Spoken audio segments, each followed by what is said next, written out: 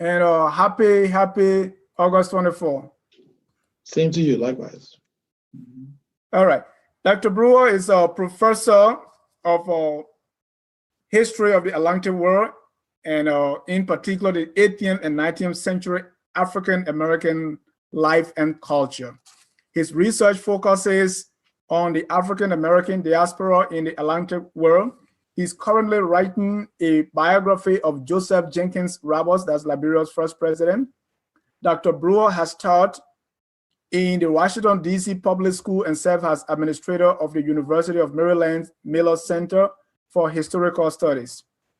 He has taught history at the University of Maryland at College Park, the University of Maryland at Baltimore County, and at Morgan State University in Baltimore, where he currently serves as an assistant professor of history and coordinator of the African American and African Diaspora Studies program. Dr. Brewer was the recipient of the 2017-2018 Mellon Fellowship for the study of slavery at Georgetown University in Washington, D.C. His work has appeared in a variety of publications. He is a co-author of the recently published Guide to the History of Slavery in Maryland. Professor Brewer lives in Washington, D.C. with his wife, the economist Erica Rapier Brewer, and their son, Aiden. Dr. Brewer, welcome to Focus on Liberia. Thank you. All right. And before we jump into it, you are recipient of the 2017-2018 Mellon Fellowship for the study of slavery at George Washington University. That caught my attention. What does that mean, if you can explain that to me? Sure. And it was, of course, Georgetown. I know George Washington's there too. People mix the two up often, but it was Georgetown University, but no problem. So the Mellon Fellowship was a Mellon Fellowship for the study of slavery in particular. And the Mellon Foundation has, in recent times, spent some money trying to develop the scholarship in the United States and the world on the question of slavery. And so Georgetown University was fortunate, I guess, to win a substantial amount of funds to host the scholars. And of course, I applied for it and won this particular fellowship from them. Georgetown in particular had or has begun to engage or grapple with its own connections to slavery. Georgetown, which is the Georgetown University, that is, which is the oldest Catholic university in the United States, was a university founded by Jesuits. And the Jesuits were deeply implicated, part of the system of plantation slavery in Maryland and Virginia and the Chesapeake in the 17th and 18th centuries, which of course was not uncommon. All of the major institutions in that society were more or less based upon, connected to slavery in one way, shape, or form. So the Jesuits, being who they are, like many of the other religious orders, were in the business of education, and they had activities. They needed to finance their activities, and a major source of funding and financing for them was their ownership of plantations, which were based on slavery, because that was the dominant labor system in the Chesapeake, in that region, at that time. So Georgetown, more recently, was approached by some of the descendants of people who had been enslaved by that institution. And so as part of its, I guess, attempt, as I said, to engage with, to make amends for that past, they've been studying their past. And so I joined that particular team. I did several things, not specifically connected to Georgetown, but because my own work involves researching history, the history of slavery, and the history of slavery where Georgetown is, I guess they figured that I would be a great compliment to them, and it was a very fruitful. It's been a very fruitful relationship with them. All right. Any money involved? You get paid? Oh yes. The fellowships are well endowed. All right. Well endowed, yeah. Okay, great. Now let's come to our topic for tonight, which is the flag of Liberia. We all learned about the flag, but tonight we want, this being Flag Day, we want to delve a little more on the flag of Liberia. So let me start by asking you the idea of having a flag. Where does that idea come from? Okay. So to talk about flags in this political context, of course, is that flags today are associated with states, right? Flags are symbols of states. Right. And but the flags themselves predate our modern state. It is important for us to understand, that of course flags have histories, and flags as political symbols have histories. The modern state itself has a history. The modern state does not go all the way back into time. The modern state, as we know and understand it, has been around for about 500 or so years. Prior to that, there were a whole variety of state forms. Today, when we think of a state, we think of a specific geographical space that is under the control of a specific centralized power. And within that particular power, that centralized power, a monopoly of force, if you like, exists. And these states that exist in this global state system basically is a reciprocal relationship. They respect as they like to say, territorial integrity of each other. But that was not always the case. Oftentimes, people were subjects of dynasties, and subjects of particular dynastic rulers or families. And those dynasties could have had subjects in a whole variety of places, right? So what I'm saying is that, the state form itself is recent in terms of global history. The flag itself, as a representation of the state, is kind of recent. But prior to that, flags, all sorts of people use flags for all manner of things. Flags were used to convey power, to convey armed forces, those sorts of things. In fact, if you look into any nation, any state, whether we're talking about Liberia or whether we're talking about the United States or anybody else, various institutions within these states have their flags. Like there's a presidential flag, those sorts of things. There are regional flags, sub-national flags for counties or states or regions or territories within states. So lots of particular offices have flags. Indeed, the military has flags, and various branches of the military have their flags. So the flag is like an old symbol of an institution, a kind of institutional symbol. And in the modern era, it has sort of carried over to go beyond just representing an army or a central power. It now became, again in the modern era, a representative of the people. And that aspect of it is also very new, a flag standing for people. It's new as well because the notion of sovereign or popular democracy, popular sovereignty, actually, it's also kind of relatively 200 years plus a few. The United States and France and those sorts of places, the French Revolution, etc., being some of the pioneers in that notion of a popular sovereignty. And so that the flag now represented not a monarch, not a dynasty, not a particular ruler, but now the people who constituted this nation. So do we know who first invented this, or which country first flew a flag, or which, do we know? Sure. So again, in the modern, when I say modern sense, again, this modern nation state that we're talking about, take something like the British flag. The British flag went through variations, and actually as different parts of the British kingdom came together, they sort of added the flags of the other constituent elements. But those flags themselves, the constituent part flags themselves, represented the powers of dynasties, etc. before that. So what I'm saying is that in some cases, in the case of, let's say, Britain, a place whose history is sort of well known, a flag might have been the symbol of a particular monarch or dynasty. And then subsequently, that particular flag with variation becomes the flag of the people. That's what I'm sort of saying there. In the strict modern sense, I think the American and French flags would be amongst, and then of course Haiti, they're all within a decade of each other. The American, French, Haitian flags, those would be about the first flags really in the modern era that stood for, represented these people, the people of a place, or this idea that they were all bound together and had these common ties together, these national bonds, national ties. I mean, it's really interesting the extent to which notions of nationhood as we understand it today is, again, a recent phenomenon.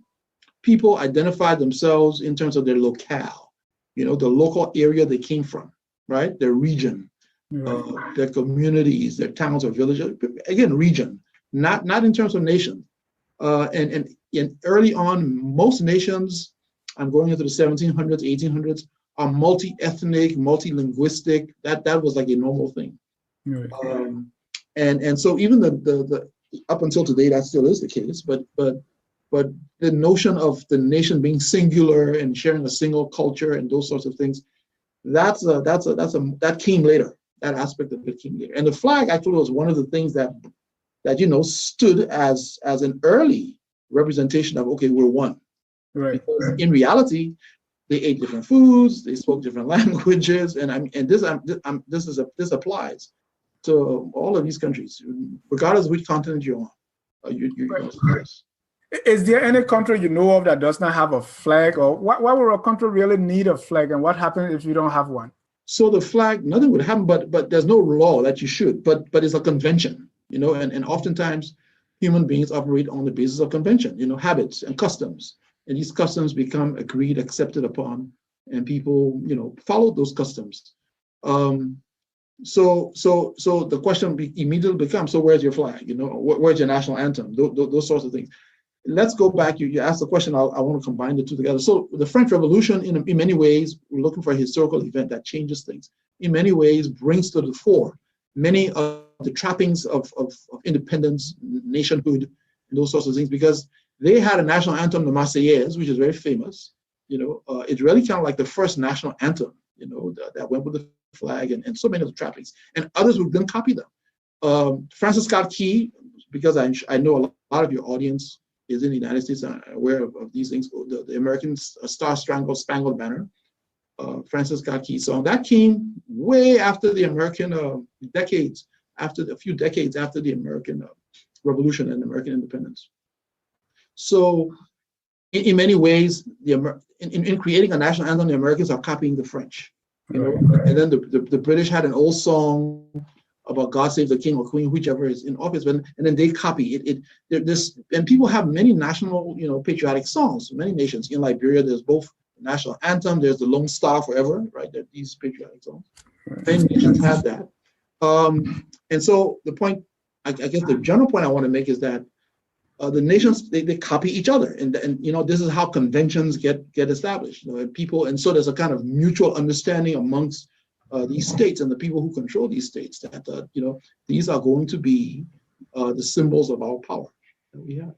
I mean, the flag, in many ways, having a flag has some very practical, it serves some useful and practical purposes. If where are flags usually? They are stationed strategically at borders, right? And that border, because it's not a fence, so the border tells you, okay, this is where that man's sovereignty ends, is the limit of his authority. And this is where this other authority starts. So that's a kind of example of how flags are being practical. When people go into war, they fly the flag. Right. So as I said, we don't know of any country that doesn't have a flag. No. And no. And again, simple reason: if everybody else who claims to be a sovereign state has a flag, and you want to also be a sovereign state, well, you're going to raise a flag too. I see. And you're gonna have a passport. You want to have immigration authorities. All of those different things are supposed to be symbols of independence. Right. And the flag is actually a symbol. That's exactly what it is. It's a symbol. Right. So let's come to the Liberian flag, and if we can start with a brief history of the Liberian flag, the Lone Star. Mm-hmm. So there's a simple part of the story, as in, like, what year is it made? When did it fly? Those sorts of things. You can get down to that. I don't think there's any dispute about that part. It's basic. It's unproblematic. It has 11 stripes, 11 horizontal stripes, alternatively red and white, a blue rectangle in the left-hand corner, upper left-hand corner, and a white star. And you know, if you look at, because for historians, we always want to look at the documentary evidence.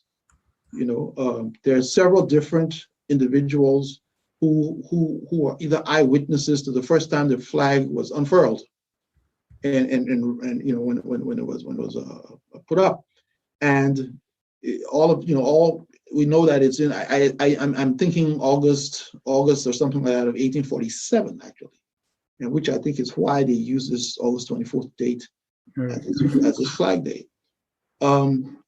And as a committee of women, etc. I don't know. So I don't really, never dealt into those details, how many they were and what their names were and that sort of thing. We imagine that they would, of course, have been individuals within that little community of Monrovia at that time. You know, what is interesting, of course, because part of some of my interest is that there were the seamstresses. And that particular profession is a profession that was fairly well established, meaning, you know, that profession of tailoring, both male and female, and that, you know, those folks would have come to the fore at that moment. But those are like the basic, you know, I don't think people dispute that part, meaning like, you know, what day it gets unfurled and who's making it and who, you know, that sort of thing. What is more fraught with lots of controversy and argument will have to do with, you know, why that particular design. Okay. You know, that's the part that gets into you see people may have arguments about that. Yeah. The design. And for me as a historian, I look to the context. I look to the historical context, which I think helps us have a deeper, better meaning, and you know, oftentimes a more nuanced understanding of how and why people do what they do.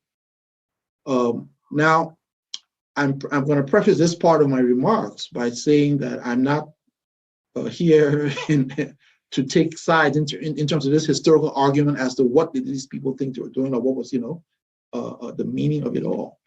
I can explain, just fill in what's the context, you know, what's going on at this moment that this is happening, and I do it conscious of the fact that we really, it's a warning. I think, you know, it's a reasonable warning that we try not to read history backwards. Right. We try to understand what's going on at that time, not imposing or assigning to the past, you know, our experiences of today or things that happened later on. Makes sense. That's so I'll put that caveat there. One of the factors that led to the country's independence was the pressure on those individuals who led the country to independence, the pressure on them from slave traders, from European slave traders, right, along the coasts of West Africa. And European slave traders in the 1820s, 30s, 40s are still active, even though Britain and the United States had officially banned the transatlantic slave trade. These slave traders, nonetheless, were still active. The most notorious ones in the 1830s and 40s are Blanco and Cano. I don't know if they still teach them in Liberian schools. Theodore Blanco and Cano. Theodore Cano and Blanco. Spanish Italian traders. The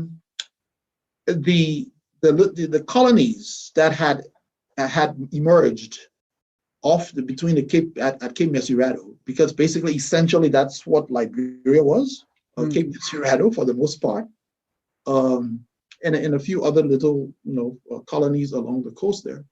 Those that had emerged were quite vulnerable to attack and to the kinds of pressures from the European slave traders. So again, what I'm trying to give this context I'm building here. This little emerging, this embryonic state that they have, this colony, this colonial thing they're trying to build, is vulnerable, and so they spend an enormous amount of their time preoccupied by their safety, preoccupied by how they would defend themselves, etc. So they're using a variety of means. One of their major benefactors, of course, one of the major sources of protection for them was actually the United States Navy.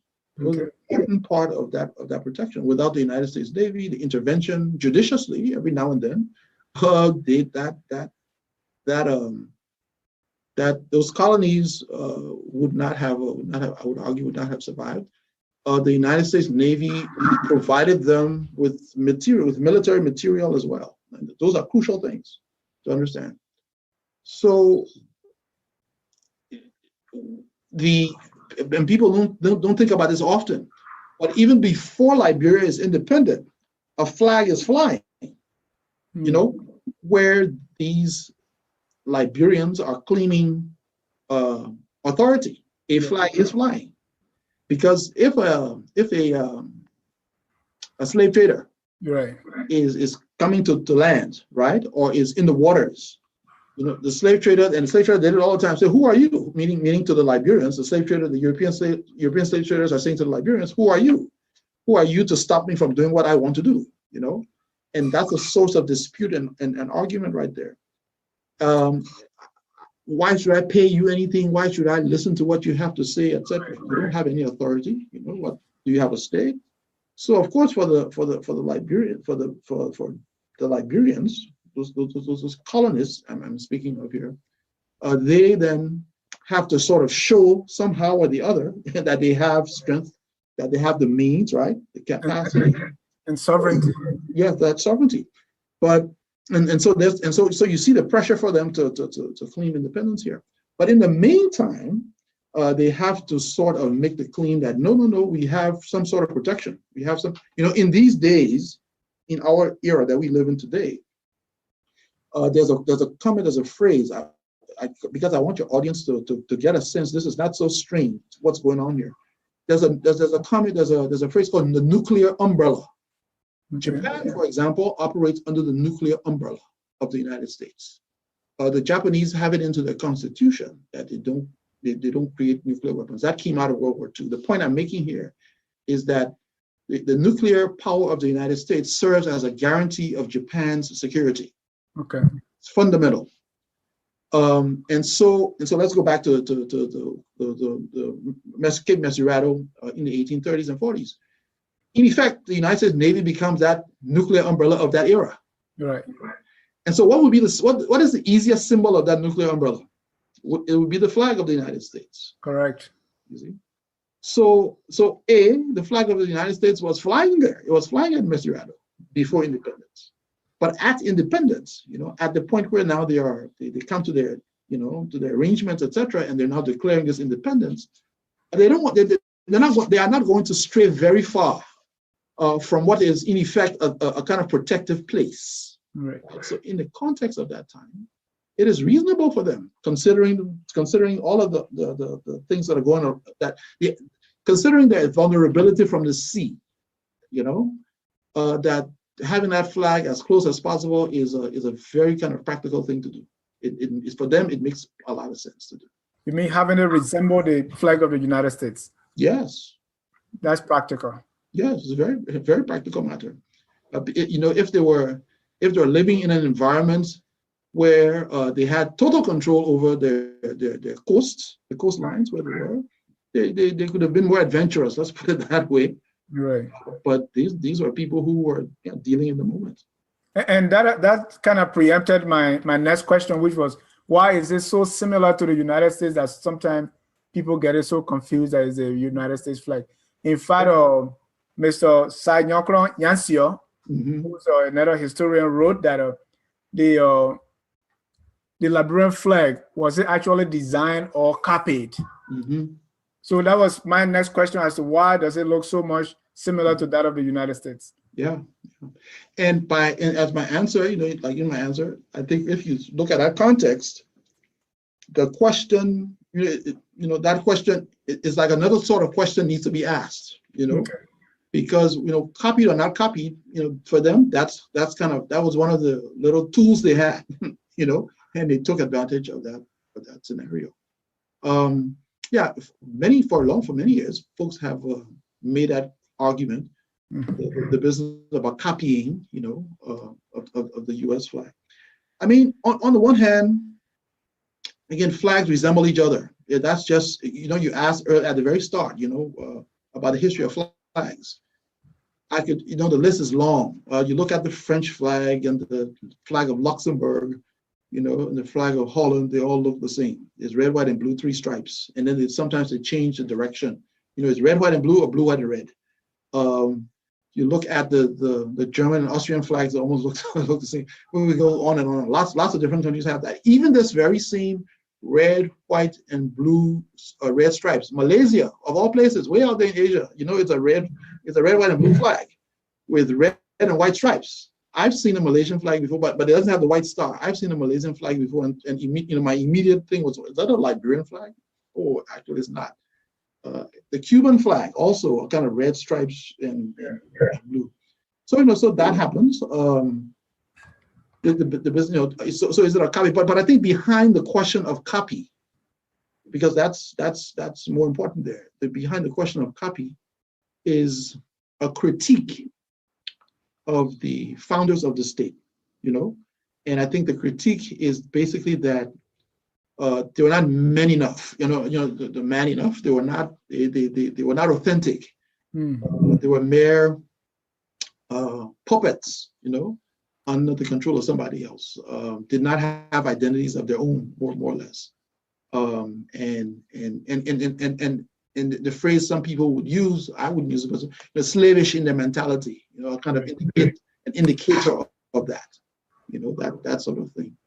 But again, I'm saying that if you look, just looking at the historical context in which they're existing, it'd be difficult to sort of say, these are just people who were saying yasa masa, whatever you say masa, I'm going to do what you say, and I'm doing everything possible, to remain loyal and that sort of thing to the US. I mean, again, I think Liberians would be shocked. They really would be, if they went and they read the letters, actually read the letters, the newspaper editorials, and of those people in the 1840s and things who established the state. They clearly they were like many politicians. They created alliances, marriage of convenience, I would argue, with powerful interests in the United States. But many Liberians look at their founding through the lens of the 20th century, in the late 20th century. And so if the leaders of Liberia after the Second World War kind of had a,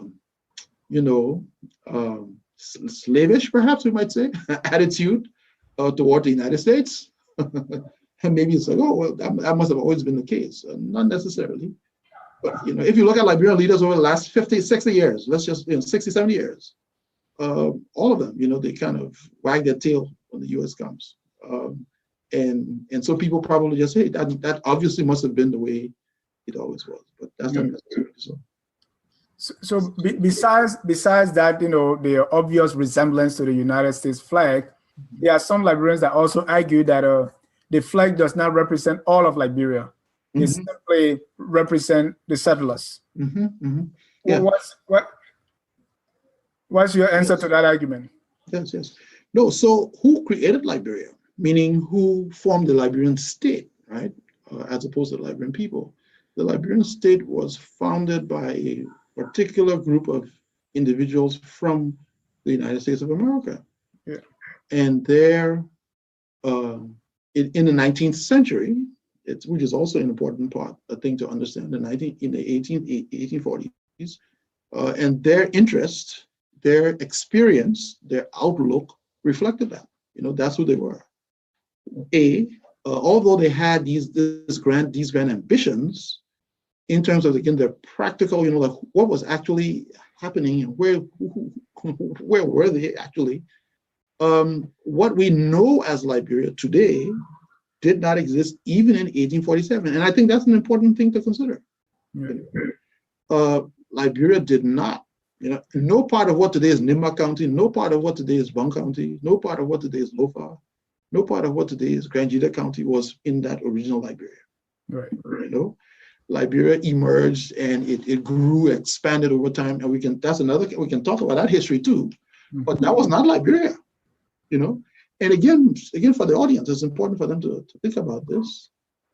In the United States, when the United States was founded in 1776, it was 13 colonies. Right.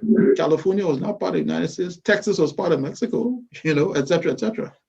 Everything west of the Appalachians was different places. Native Americans are there. Many different people are there. And I'm using the United States, of course, because again, many folks are here and they know some of that history. Okay. But this same story applies to so many other nations. Now, this is not to let off the founders, or I should even say more importantly, their successors in office, who people, when Liberian history is discussed, there's a tendency to take the founding of the nation and then collapse everything in the middle and jump to the present or the current period, But there's a lot that transpired between the 1840s and 50s, and the rest of the century and into the 20th century. Lots that transpired that basically transformed Liberia. In fact, I would argue even that what Liberia became is not even what many of the founders thought it would have become. So in essence, you say it makes sense since the settlers found Liberia for the flag to reflect that. Exactly, and you see, that is part of the history of Liberia. Now, I think that many Liberians would like for a flag, as they would say, to reflect. Oh well, we are a multi-ethnic society. There were people there before these people came from America, and the flag should somehow reflect that. Right. An argument actually that someone like myself actually used to make. In another context, in a political context. However, the people of Liberia, for whatever reason, when opportunities presented themselves, so then change that symbol, into something that you would reflect that history of those who were there before, larger, etc., in very specific sorts of ways. Did not take that opportunity. And when I say that, I'm speaking specifically of post 1980. There were many opportunities and occasions for that to happen. It happened, and I don't see it on anybody's serious agenda even now. So I think that for many folks, it's like, look, this is the history. That's kind of how it. That's it. It was there, and something else I should add. So people argue about their symbols. People argue about their past, and those things are normal. But the flag, and so they're different. In fact, I want to say that there are even different ways of interpreting and understanding what it means to be Liberian. Okay. Yeah. Serious, huh? Beyond just okay, we live together, and you make history together. Therefore, you have a past. That means you have a future. You're there, and so these are all the different parts of that identity.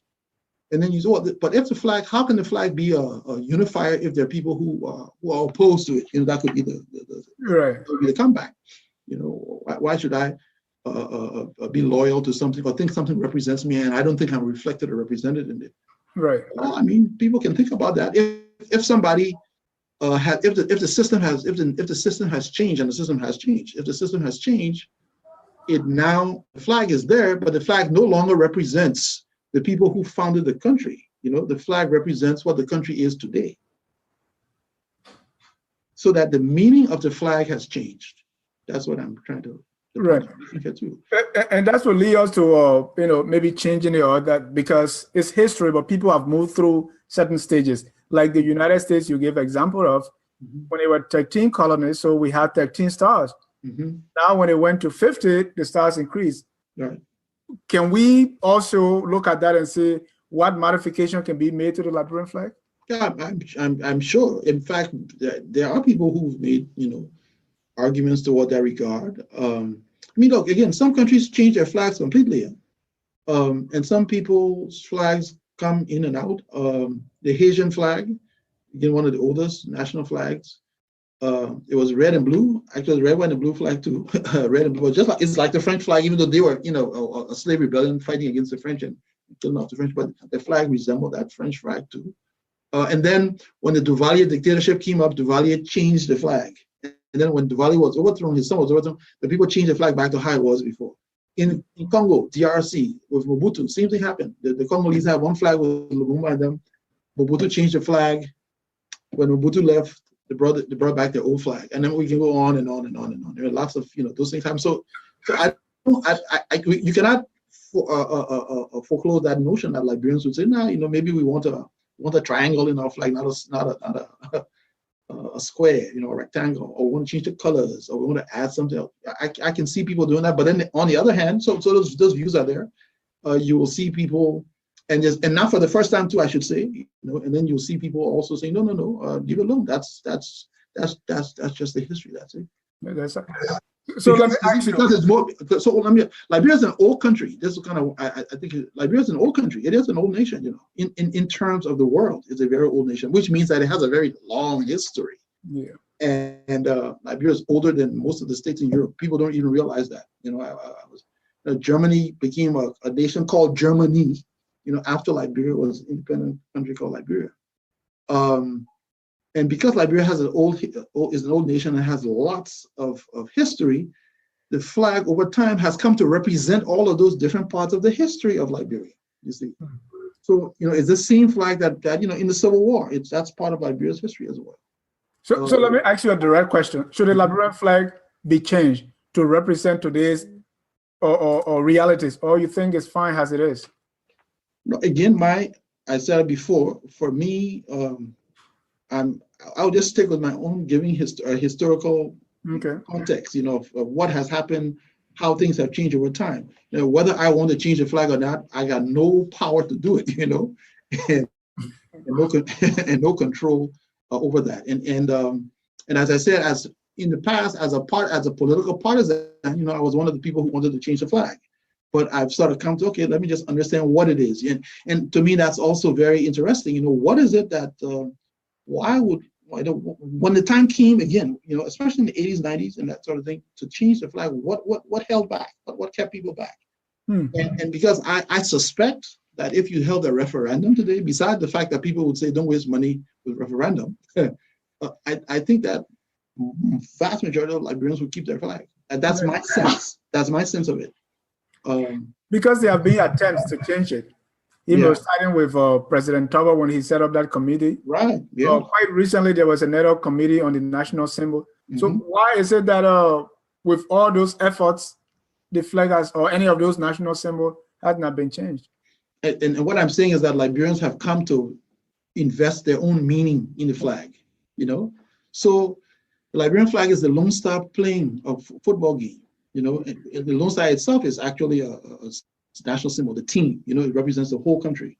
Right. The Liberian flag also represents Pambada. The Liberian flag represents Tobogi. I mean, I'm a serious business here. It's not just the Liberian flag represents, just the foods, the sounds of the nation.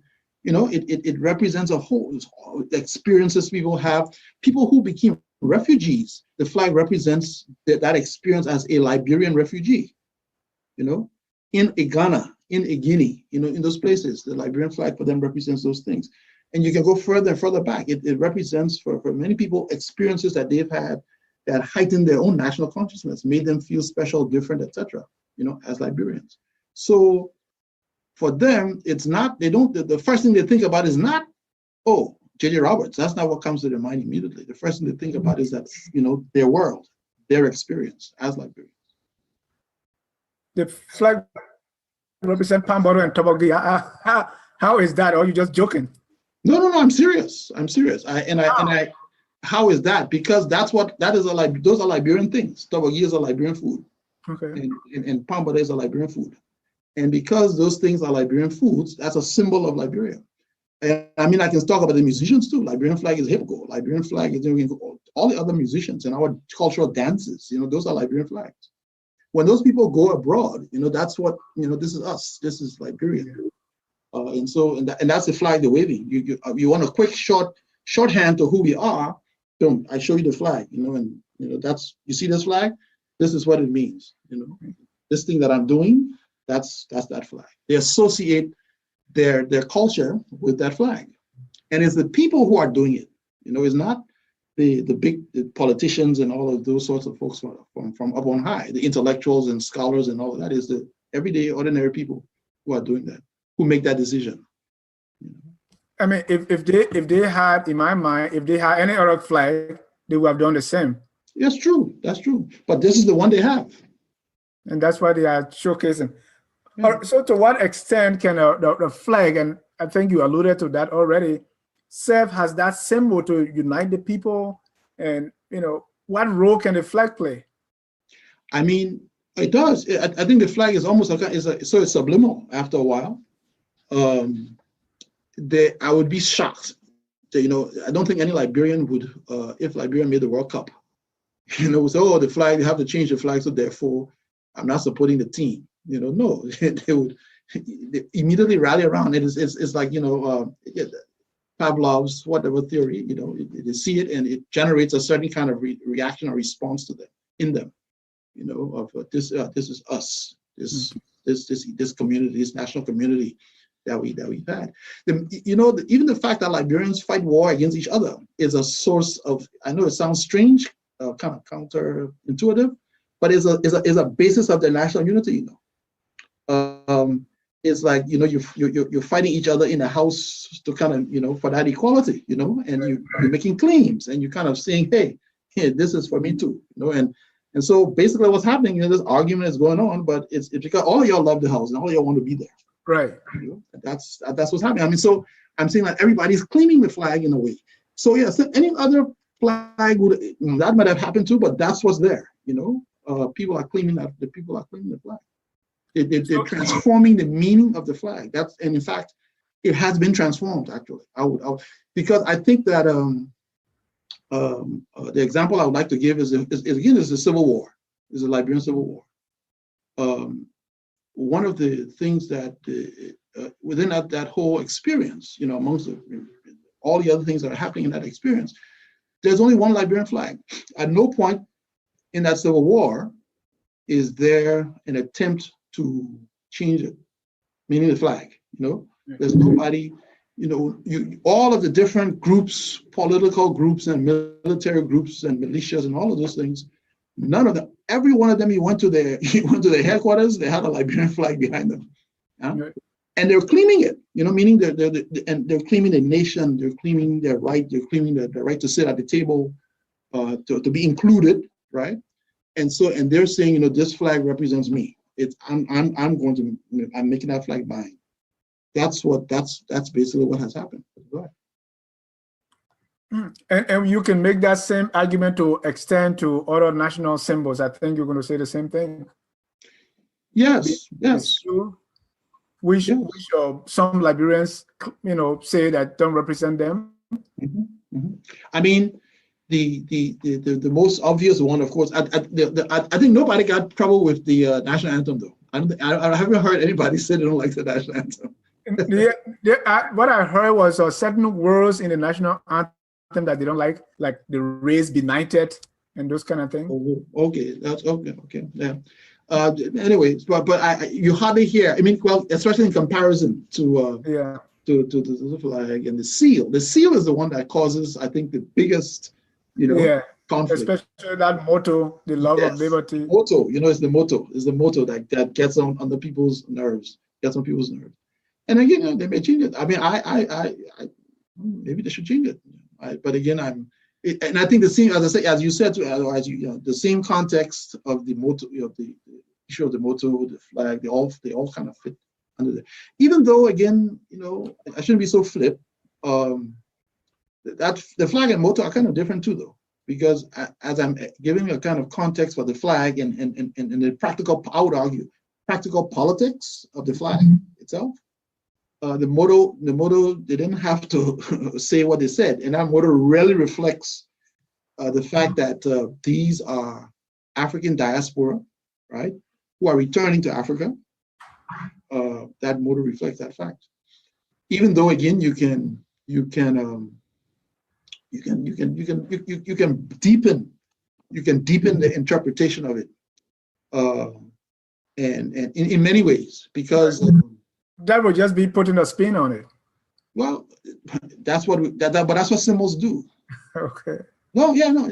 There's absolutely no symbol that has one meaning. Absolutely not. Look at the colors of the Liberian flag. I mean, we could sit down here and start thinking about ways to reconfigure and rethink our national flag. Blue, what the blue stands for, what the white stands for, what the red stands for. In our own societies, and I'm not talking about even the repatriates, I'm talking about the old original indigenous societies of Liberia. The blue, white, and red are very important colors, very sacred colors. White kola nut, white chicken, right? Those very important. Red, blood, fire, life itself. Right. Those are powerful, powerful colors that are there. That predate the flag. Right. And so what stops so as Liberians are reclaiming this flag, we are also reinterpreting it and saying, no, this is what these things stand for. So it's that sort of thing. Same thing with the seal.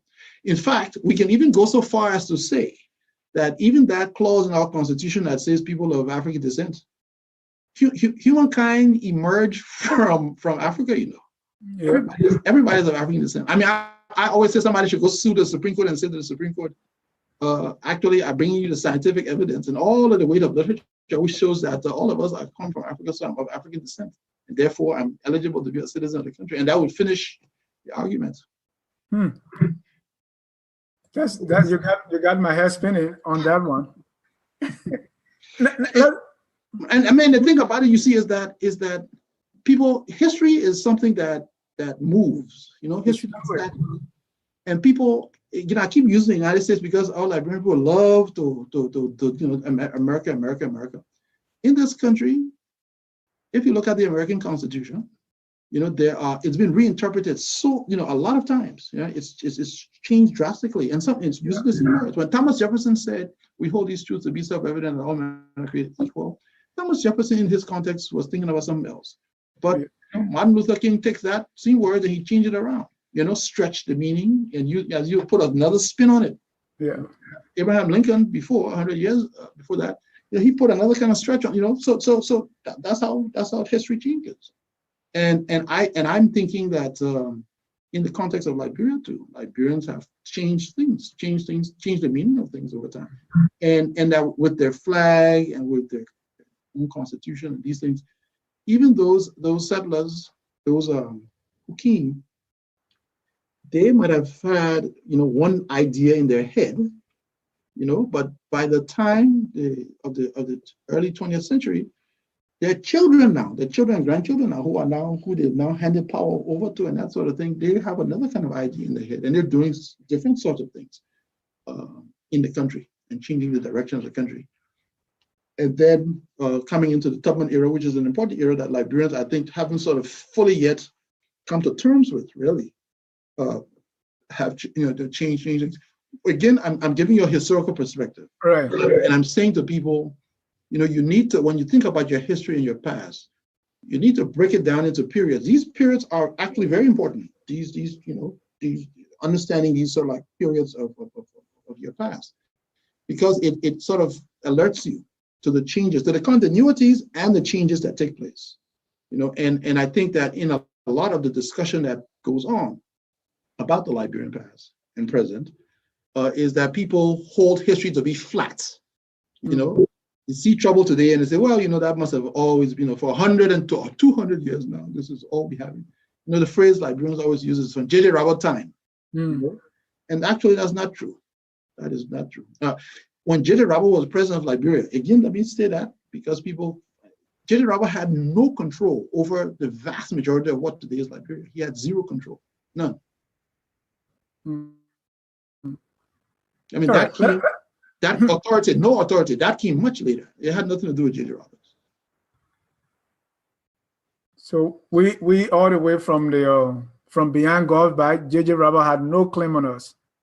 No, J.J. Robert could do anything to Swedru.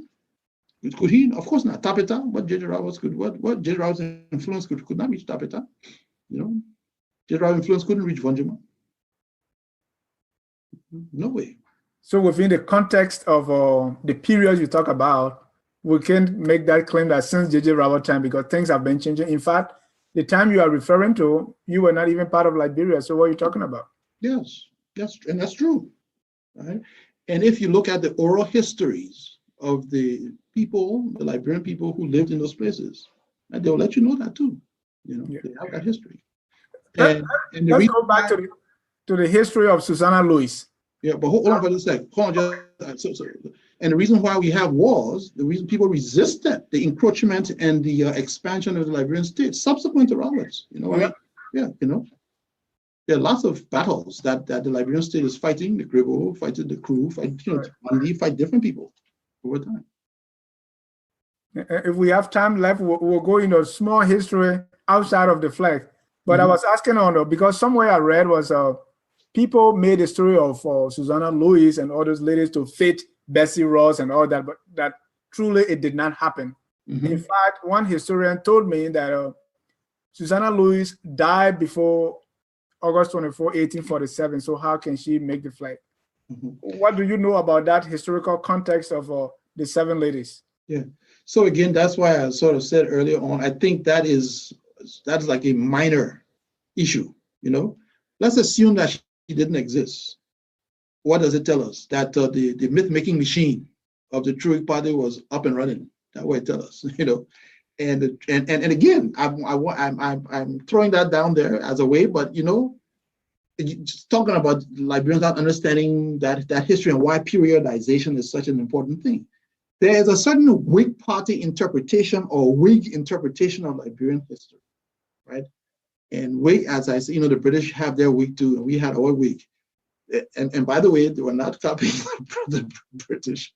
The Truic Party is a party that emerges in the later period of Liberian independence, and it becomes the dominant political force in the country. And one of the things that helped it in that dominance, or made it consolidate that dominance, and actually it dominated most of Liberia's history. If you take that 200-year period of Liberia's history, you know, the Truic Party is the dominant political force, but it's not the dominant force at the beginning of the Liberian state. You know, it comes in later on, and it comes in as a result of a crisis. And one of the things the Truickers do, one of the legacies of the Truick, is this particular type of historical interpretation that is out there today. So I mean, that A. Doris Banks Henry's history that so many of us were fed and grew up on, you know, that was the Truic Party history. And so that you know, all of this mythology, and Matilda Newport and Susanna Lewis and so many others, you know, that was the Truic Party history, mythology really. And we have not really freed ourselves from that history yet. And that Truic Party, that Whig history of Liberia, has impacted the people who like to think that they're on opposite sides, but actually all of them are in the same kind of framework or paradigm when they look at Liberia's history. This sort of duality and dualism and that sort of thing that typically tends to exist. You know, the dark skin, light skin, and the indigenous and the Congo, that is very much part of that Truic Party, that Whig Party history of Liberia. Okay, now let's come to the 11 signers again. If you do the history, if you list the names, there are 12 signers instead of 11, but our history says 11 signers of the Declaration. Yeah, because Jacob Prout of Sino was the secretary of the convention. Jacob Prout, the 12th name, was the secretary of the convention, and many others, and several other documents, you know, point to that. What does that mean? So he didn't sign it? No, I mean, well, he signed it, but he was not a delegate. That's what it means. Oh, okay. There were 11 delegates. But even if Jacob Prout, you know, even all of those things that, you know, to me, is part of that mythology. I have seen, I mean, and it's open to other kinds of interpretations. Okay. Which and I think people are right to be skeptical. Every generation comes in, it's got its own questions, you know, and they revise and overthrow what the last generation had, you know. And then sometimes after 2 or 3 generations, somebody might come back and go back to what the other people had, something a little different. Or we didn't really mean that, those sorts of things. It's possible that it was because of the signers. And if for historians is like you're doing detective work. So we go and we look carefully at the sources and see where did that piece of information actually come from? Now, who was the first person to say and write down that it was because of the 11, right? Right. Most of the people who quote that, for example, all they're doing is quoting somebody else. He said that he said that he said. That's how they talk, And when you start checking out, so let me see who you said. You're telling me that A. Doris Bank Henry said, well, I'm looking for A. Doris Bank Henry's. A. Doris Bank Henry's, who is the source of life? Okay, well, she said Cassell. So I look at Cassell, and then Cassell said, well, it's Conga. So I look at Conga. Conga says Johnson. Henry. I look at Johnson. Johnson say it was Reverend Gurley. I look at Reverend Gurley. It's like at some point somebody added some story. I've never been able to trace the actual document itself. And let me tell you, no historian of Liberia has ever given us the original source of that bit of information. I'm saying that like that. There's quite a bit of Liberian history that is just completely, I'm saying, made up. It's gossip. It's somebody say. And because it was a long time ago, people have continued it. But to me, I detect, I see as well a kind of there's a trend, there's a kind of way where, and I'm using the framework of the Whig Party, where I think that the Whig Party was almost like this monolith in many ways. It was a one party. They tried to make it a one party state as much as they could, and dominated interpretations of the history of Liberia. I think that what Liberian history needs to do is to free itself from Whig Party hegemony, from the Whig Party ideology. What are some of those things that you remember in the Liberian history that are made up? Because you made that reference. So I'm saying that this story about the whole mythology about the flag and who made it, and what the stripes stood for, and all of those sorts of statements like that. There are 1 or 2 books written not by people who were there. This is like 30 years later, 40 years later. There's a book by this man called Harry Johnston. It's a very influential book, extremely influential book. Harry Johnston wasn't there. Harry Johnston wrote his book in 1900. And there's a lot of that stuff in there, and a lot of people quote him, as some sort of eyewitness and as some sort of reputable, source. Not a reputable source at all. He told a lot of lies, tall, small ones, all kinds of lies. And if you went back even further to the founding, another big culprit, as far as I'm concerned, he might have done some good things, but he was a big culprit in terms of how the interpretation is. The archives, if you like, the archives themselves need to be decolonized. Reverend Gurley, Reverend McLean, these are ACS people. If you read Liberian historians of Liberia, they are almost completely in debt to the ACS archives. And so the ACS comes out looking like roses, smelling like roses all the time. There's the old saying that when the lion begins to tell his own, until the lion tells his own story, the hunter will always be the hero. Right. And in the case of Liberia, the lion never has, the story of the lion is not really told. It's always the story of the hunter. All right. Besides the national flag, we have counter flags, which many people don't know about. I want to play for my audience some of those flags so they can see other counter flags. Let's do that. We start with the national flag.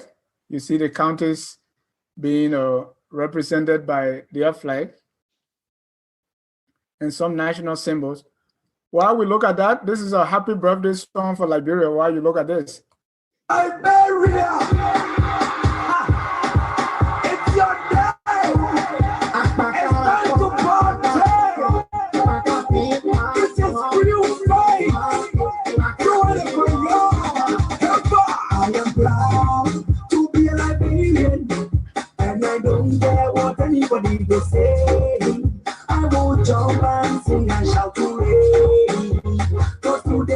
our Independence Day. Liberia, our Liberia, we are free. Liberia, Liberia, Liberia, our Liberia, we are free. Today is our day. Liberia now my country, now my motherland, and I'll be where them bomb me. That's why I started the hustling. So if you don't know, you don't judge me.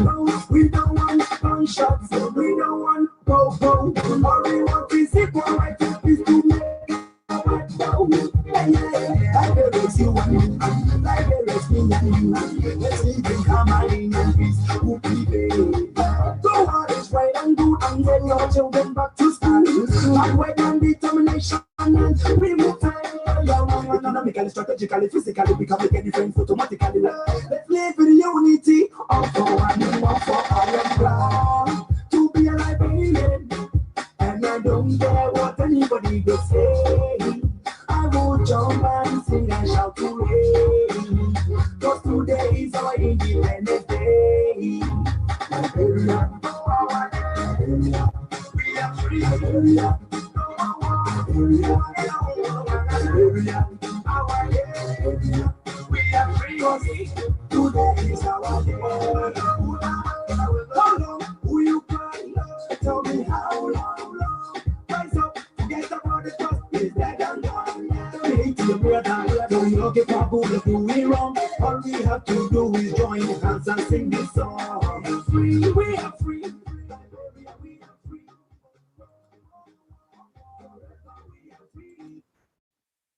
All right, so we see the counter flags. Yes. And someone on YouTube described them and said, are they joking? This is like somebody playing with a child playing with Microsoft Paint. Mm-hmm. Have you saw those flags? Yes, I saw the flags. I pull it down. Why is that? You know, so when I was growing up, when you're playing football and the people say, give me 6 feet, 6 feet. Cut the people some slack, as they say. You know, and come to appreciate some of what they're doing. Some of them are creative. I think some of them are like straightforward and clear, you know, in terms of the natural resource that's in that county. Some of them is obvious, you know, or Wologizi or Putu. I mean, like, you know, particular important national treasures, and they're reflected. Or the people who are, you know, like the lighthouse, you know, it's all these, again, symbols, these variety of things. So if you are Okuron with the history and the culture of the county, you would understand what it is that they're doing and saying. You know, I think that some of the folks who might criticize it too, or criticize the particular flags and all that, and they're doing it from an aesthetic point of view, actually, you know, that, oh, look at the way it's being drawn and all of that. That's just an aesthetic choice.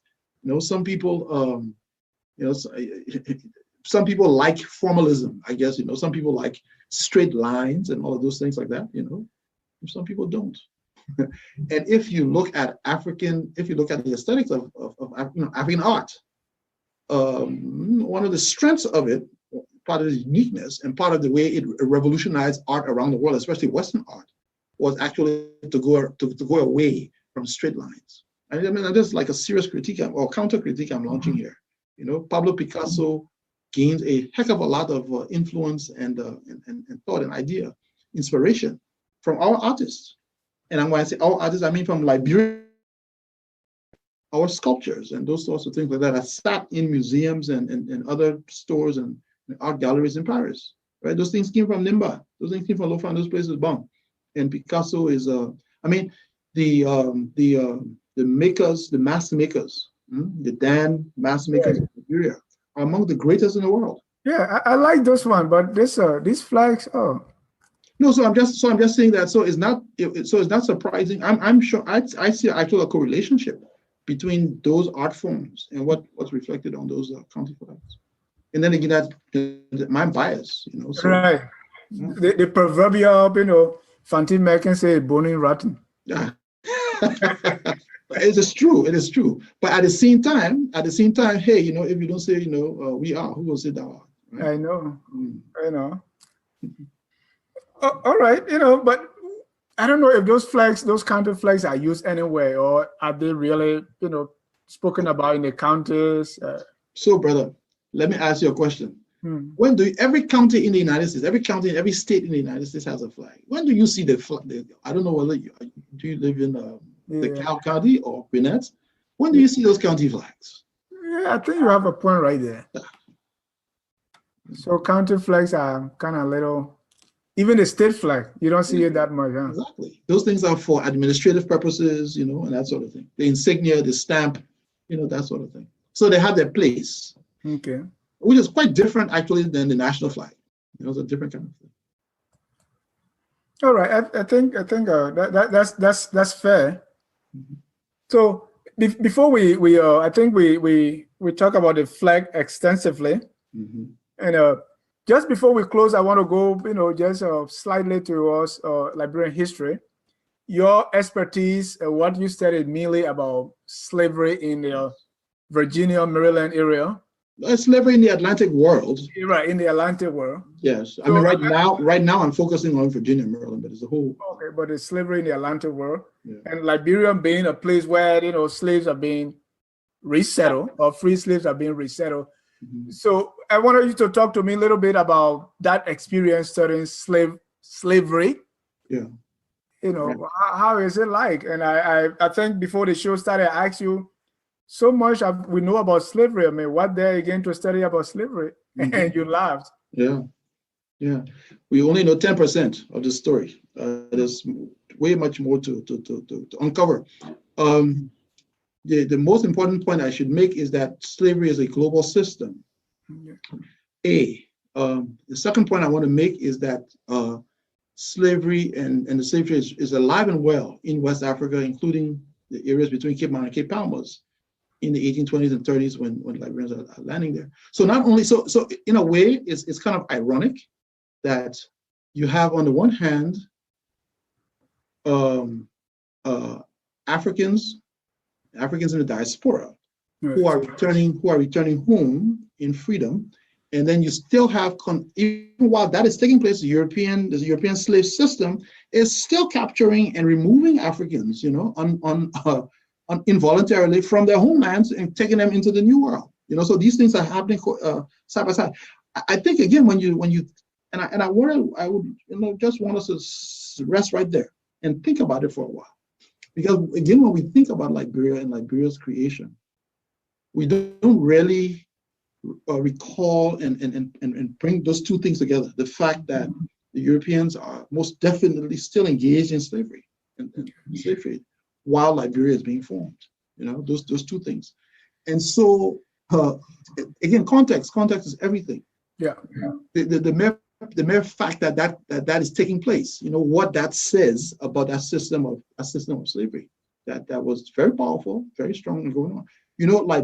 Liberia, that area that the Portuguese merchant sailors, maritime mariners called the Gold Coast, specifically between Cape Mount and Cape Palmas. The Green Coast. The Green Coast, sorry. I misspoke. The Gold Coast further down. The Green Coast, that area of the Green Coast is a unique area, very unique area. One of the things that stood out about the Green Coast is that the Green Coast was the home of people who had a different type of political system, and the Green Coast, and that actually, the type of political system that existed there was unlike the political systems further inland, unlike the political systems up and down the coast. The Green Coast stood out. There were lots of systems of self-government that were there, and that the people who lived there, who had come to inhabit those areas, had removed themselves from areas where you had more authoritarian structures, centralized hierarchies, and had removed themselves to get some freedom for themselves, again, self-government. So that's the kind of place it was. So that's a part of that culture that already, that was already settled and existed in that spot. So that's similar to the people coming from Great Britain coming here for freedom. Yes. And so in a way, you can see Liberia as a refuge, and as a refuge even before the people come from America. Wow. So that's a place of refuge. And then so the people who come from America come and they find their refuge there too. amidst, so like they're an island, really, in many ways, amidst that sea of slavery that the Europeans are managing and controlling, at that moment in time. So it's bold. I mean, it shakes up, the balance of power in so many different ways when they arrive. Because the people who are there, then, of course, people take different sides in all change and all conflicts. There's some who like, this is kind of one way to reinforce our freedom. I'm seeing the Liberians who are already, in Liberia, the Liberians who are home, and so seeing these people come, there's a way to consolidate some of our freedom, or see them as, no, maybe these people here might come and they're coming here, right? Might not be the best thing for us. So I mean, but the point is that that's the kind of context in which, right, this historical process is going to unfold. And that should explain even why that place was chosen as a refuge for the free slaves. It is very unlikely that those folks coming from America would have found refuge in, and not just found refuge, but being able to establish what they established in other parts. Now, let me widen the lens a little bit for you. The people coming from Virginia and Maryland are not the only Black people coming from the Americas, Lagos was founded by Brazilians. Black Brazilians are the ones who founded Lagos. Just like Monrovia, is these people from Maryland and Virginia. Towns and on the coast in Togo, and Benin, what do they call Benin? There's returnees from Brazil, returnees from those places. We all know, or we all should know, Freetown. Right. People in Freetown, those people they came from Nova Scotia in Canada, they came from Jamaica, they came from Britain, London, and boom, they founded Freetown, and they founded Freetown before they founded Monrovia. So that business about founding of Monrovia and then subsequent Liberia colony itself, it's like there's a larger process going on. That's what I'm saying, and we should think about the implications of that. What that says about the time period that these things are happening.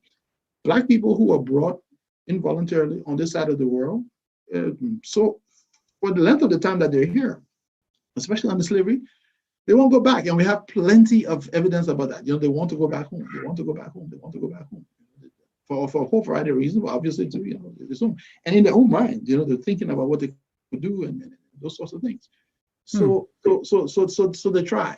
The thing about in this particular case with the formation of Liberian state, the Blacks the people who came from the Americas and went back, the former slaves who are going to Lagos or going to Cotonou, Ouida, those places, Porto Novo, that's what it was, going to Freetown, none of them are able to create a state, a nation, none of them. The ones who come to Liberia, they create a state. And they create a state because, I would argue, a big part of why they can create that state is because of the new neighbors they have, of the Liberian people who are there, the people who live there. And that was going to be my question, that who they form alliances with. Yeah. And I mean, again, that's also a group of that is not, again, is part of Liberian history that's unrecognized, and completely they're just silenced of the history when they are crucial. I mean, without them, it doesn't exist. Even if you went down, if you read all of the accounts of the time that Elijah Johnson and his folks are going on to Providence Island, all the accounts, it is clearly with the help and assistance of people who already lived there. Had those people been hostile to them, they wouldn't have been able to even touch their foot there. Right. And that's the thing. People left and founded a place in Lagos. You talk of a Freetown somewhere in Togo. I believe the Ashanti Empire, because they took Prempeh and the rest of the people in the new land, so they came back. But of all those people that came back, they did not form a separate class. Unlike Liberia, that we have what is called Americo-Liberians, or free slaves, or pioneers, or people that took themselves separate from those they met there. Yeah. So one of the great contradictions, you see, is that, and I would argue, to me it's like obvious in a way, that those folks who came from those places and went there, they couldn't do that, even though they were part of a kind of elite in those places, and don't get fooled, is that they had white people on top of them. And those were colonies That's really the difference. Had there not been colonies, those histories would have been different in those societies in many ways. A, B, in the societies that they're going to, again, they have these very hierarchical, authoritarian state structures in the African communities, right? In the African societies, in all of these places. And Liberia is different. Liberia is a unique place in that regard. And that allows Liberia's difference, the fact that we've got these, I would argue, self-governing, more egalitarian political systems in what will become Liberia, allows the development and emergence of this state. Now, the state itself could have gone in different directions, meaning the state that's being created, this embryonic state that's being created in 1847. It could have gone in different directions.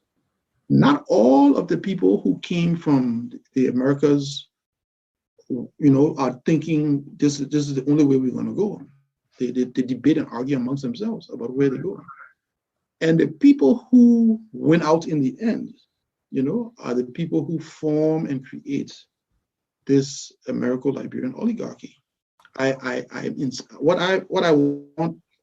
asking people to think about history, not reading it backwards, not because an Americo-Liberian oligarchy got established or existed, meant that from day one in 1822, it wasn't established in 1822, the Americo-Liberian oligarchy. In fact, even the Americo-Liberian identity wasn't established in 1822. They didn't leave America as Americo-Liberians, right?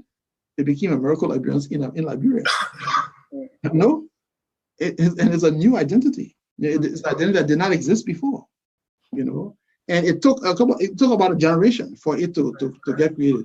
And there's nothing inevitable about its creation. That's also what I'm saying. There was nothing inevitable about that creation.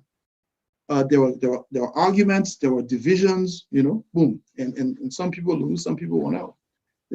Come back to my Truic Party again. The Truic Party was the political vehicle of that Americo-Liberian oligarchy, right? And that identity that got created. But that didn't come until the 1880s or so. In terms of its, in terms of consolidating itself. Right. It was trying to find its way at first. It made its first move with Edward James Roy, right? But that didn't kind of work. And then it came back and it moved forward. One of the things that propelled it and that gave it shape was the Berlin Conference in Europe. You can't separate the two things together from each other, meaning these global pressures that are there. Right. So Berlin didn't create the Americo-Liberian identity, but the Berlin process and that whole encroachment, the European formalization of European empire in Africa, certainly, created that opportunity that these folks seeing themselves, having access to certain amounts of power, pushed and used to now consolidate themselves in power. Again, what I'm arguing here is for us to think back again about that formation and seeing where what changes took place, where did the turns come? Right. The sort of experiment, because a lot of it is experiment. It was there. People are, in the improvising. Let's see what's going to happen here. Let's see what we can do. That experiment, it kind of ends up not the directions that it could have gone into. It didn't go in those directions. Right. And those directions then change. So I'm seeing all of what are the implications for today? Well, the implications for today, I was coming to that. So good. Would be, if Liberians are trying to fashion, national symbols and a kind of history that enables them to sort of see, what that original vision was, what it could be. I think that there's plenty of evidence there that it's there for them. And the kernel, the value of what those original ideas, some of those original ideas were, they're still possible. And I would caution people or advise them, don't throw the baby out with the bathwater. Right. You throw the bathwater out, new water, rebirth, huh? That's kind of symbol, kind of wash, new water, to baptize, new water, change the water. But the idea itself is a powerful idea. This refuge, this place of refuge, and that can go way back into history. Okay, that's interesting. And even with that, we have not even scratched the surface of Liberian history. No. we hope to have you back another time to talk specifically about Liberian history, which we want to do. But for our flag day night tonight, let's conclude with any final thoughts. We really want to appreciate your time here. So please. Great. I come back to where I sort of started. It's important for us to put things in a historical context. What's really going on. That's key. We really shouldn't read history backwards. I always like to say, we want to start from where the people started and what their options were. Not because some ended up a particular way meant that it was always ordained to go in that direction. That Liberians have to start to rethink what I call the weak party interpretation of Liberian history, and try to decolonize the archives and dethrone decenter the ACS. We can't see the ACS as the center of Liberian history. It's the Liberian people themselves. Focus on what the people on the ground were doing then, just like we want to focus on what the people on the ground themselves are doing now to make and to remake Liberia. That is profound. We want to thank you so much for tonight. We thank you for first taking time off your schedule. God's willing, we want you back. It was a pleasure. Enjoyed this. Thank you. And to our viewers across the globe, we want to say thank you also for sticking with us. At this time, we say good night and God bless you. Good night. We are Liberian.